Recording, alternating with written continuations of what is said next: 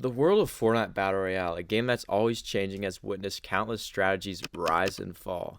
Among the most popular but also kind of annoying that's managed to stick around is the heal off. This in-game phenomenon occurs when the storm shrinks all the way, making storm damage unavoidable. At this point, players must rely on a bunch of healing items to stay alive longer than others, hoping their healing items or the storm itself eliminates others first. This strategy often becomes what decides who wins in big tournaments, especially solo cash cups, where survival can overshadow direct combat. The term cringe frequently surfaces in community discussions and even among commentators when describing heal-offs. This sentiment arises because these innings could be boring and feel like less of a skill win, shifting the focus from active fighting to just managing your white health. Heal-offs became so common and people called them cringe because of a basic problem in how the game was made. The goal of a battle royale game is usually to be the last player standing by fighting and getting eliminations. However, when a strategy allows players to win by simply out-sustaining the environment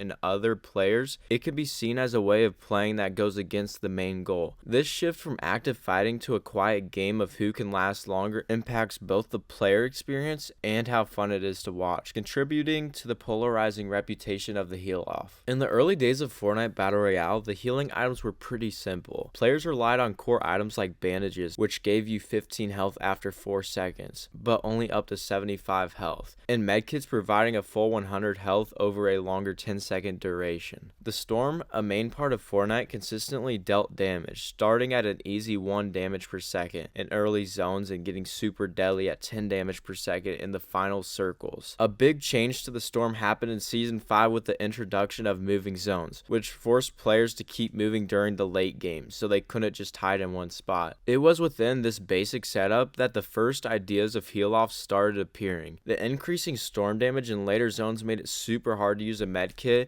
in the storm unless you were also using another healing item at the same time. This limit hinted at rudimentary, less refined attempts to outlast the storm. A big reason heal-offs started early was how the tournaments were set up back then. In old tournaments, where every win awarded a flat $100, players were encouraged to actively avoid direct combat and just collect medkits or floppers, trying to win by only out-healing others. This way, prizes were given out accidentally made people play super safe, where getting points by just staying alive was often more important than fighting. The money for winning, even without getting kills, directly pushed players to the safest and most reliable way to win, which was out-healing rather than risking direct confrontation. This demonstrates how competitive rules can really change how people play the game, sometimes leading to outcomes that are not necessarily the most exciting to watch. The simple healing in Chapter 1 with set heal amounts and predictable use times, combined with consistent storm damage progression, let players figure out exactly how many healing items they needed to outlast others in the storm. The medkit giving full health instantly, but not slowly, made this calculation even more direct.